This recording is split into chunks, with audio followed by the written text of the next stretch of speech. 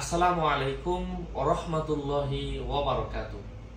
আজকে আমরা জানব কার কার উপর রমজানের রোজা রাখা আবশ্যক, কে রমজানের রোজা রাখবে, কে রমজানের রোজা রাখবে না, কত বছর বয়স থেকে রমজানের রোজা রাখা আবশ্যক, এমনই কিছু মাসআলা নিয়ে আজকে আমরা এই ভিডিওতে আলোচনা করব।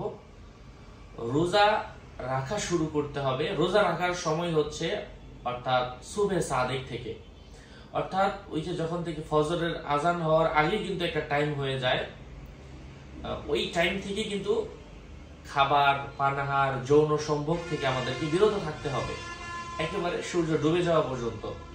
অর্থাৎ সাহরির সময় যখন শেষ হয় তখন থেকে শুরু করে ইফতারের শেষ পর্যন্ত, অর্থাৎ মাগরিবের আজান পর্যন্ত, এই সময়টা আমাদেরকে খাবার, এক কথায় পানাহার এবং যৌন সম্ভোগ থেকে বিরত রাখতে হবে।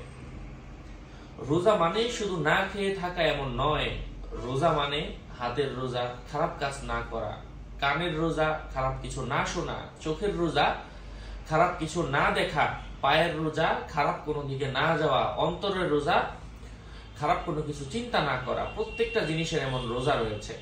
তো রোজা কার উপর ফরজ? রোজা ফরজ হচ্ছে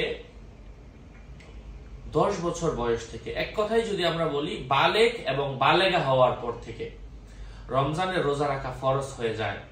তবে উলামায়ে কেরাম বলেন ছেলেদের এবং মেয়েদের 10 বছর হলে, সে বালেগ হোক আর নাবালেগ থাক, তাকে রোজা রাখার প্রতি মার দিয়ে হলেও রোজা রাখাতে হবে।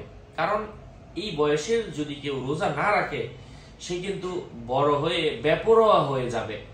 এজন্য এখন থেকেই অভ্যাস করানো উচিত। যদিও এখন রোজা রাখা ফরজ নয়, সে বালেগ হয় নাই, বালিকা হয় নাই, এখন থেকেই তাকে রোজা রাখার অভ্যাস করাতে হবে এবং তাকে এ বিষয়ে শিক্ষা দিতে হবে। আল্লাহ তাআলা আমাদেরকে আমলের তৌফিক দান করেন। রোজা কত বছর বয়স থেকে, এটা নির্ধারিত সময়সীমা নাই।